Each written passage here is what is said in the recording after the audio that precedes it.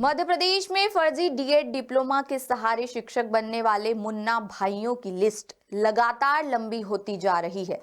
दरअसल ऐसा हम इसलिए कह रहे हैं क्योंकि ग्वालियर चंबल में फर्जी मार्कशीट के मामले में 3 दर्जन से ज्यादा शिक्षकों के खिलाफ केस दर्ज होने के बाद अब एसटीएफ की जांच मालवा अंचल के जिलों तक पहुंच गई है। बताया जा रहा है कि डीएड की फर्जी मार्कशीट के सहारे शिक्षक बनने का खेल बीते 20 साल से चल रहा है। खबरें सामने आ रही है कि जनपद पंचायतों के जरिए हुई संविदा शिक्षक भर्ती के दौरान सबसे ज्यादा फर्जीवाड़ा हुआ और ये फैक्ट अब तक की जांच में एसटीएफ के हाथ लगे हैं।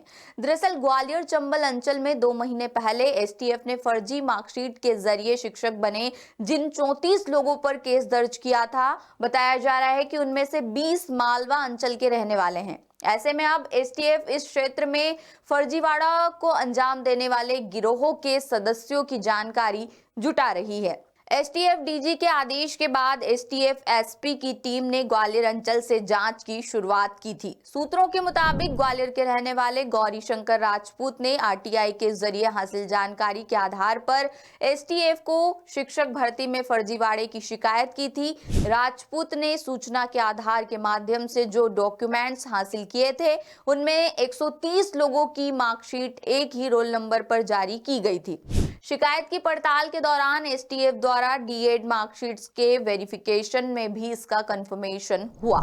एसटीएफ एसपी के मुताबिक पूरे मामले में एक के बाद एक कई खुलासे हो रहे हैं। ग्वालियर चंबल के बाद अब पूरे प्रदेश में इस फर्जीवाड़े की जड़ें सामने आ रही है। बता दें, एसटीएफ ने माध्यमिक शिक्षा मंडल से कराए गए वेरिफिकेशन के बाद जिन 34 शिक्षकों पर केस दर्ज किया है उनमें से 20 मालवा क्षेत्र के रहने वाले हैं। इनमें से ज्यादातर इंदौर और सांवेर के मूल निवासी बताए जा रहे हैं और उनकी पोस्टिंग भी इन्हीं क्षेत्रों के स्कूलों में हुई है। बता दें, इनमें से ज्यादातर को संविदा शिक्षा भर्ती के टाइम पर जनपद और जिला पंचायतों से नियुक्ति मिली थी। बाद में संविदा ड्यूरेशन के 3 साल पूरे करने पर स्कूल शिक्षा विभाग में संविलियन के चलते नियमित कर दिया गया। वहीं कहा जा रहा है कि इन नियुक्तियों में जिला और जनपद पंचायत के जांच समितियों द्वारा वेरिफिकेशन में भारी लापरवाही बरती गई। उधर शिकायतकर्ता गौरी शंकर राजपूत भी जांच में देरी को देखते हुए हाईकोर्ट जाने की तैयारी कर रहे हैं। बताया जा रहा है कि संविदा शिक्षक भर्ती के दौरान डीएड की फर्जी मार्कशीट्स के सहारे सरकारी नौकरी हथियाने वाले 80 शिक्षकों का वेरिफिकेशन हो चुका है। इनमें से करीब 2 दर्जन ग्वालियर चंबल अंचल के हैं। इनके खिलाफ पहले ही अपराध दर्ज कराया जा चुका है और अब इनकी गिरफ्तारी की तैयारी की जा रही है। वहीं मालवा अंचल से भी 3 दर्जन शिक्षक फर्जीवाड़े के सहारे नौकरी करते मिले हैं। एसटीएफ द्वारा इनकी पुष्टि भी कराई गई है।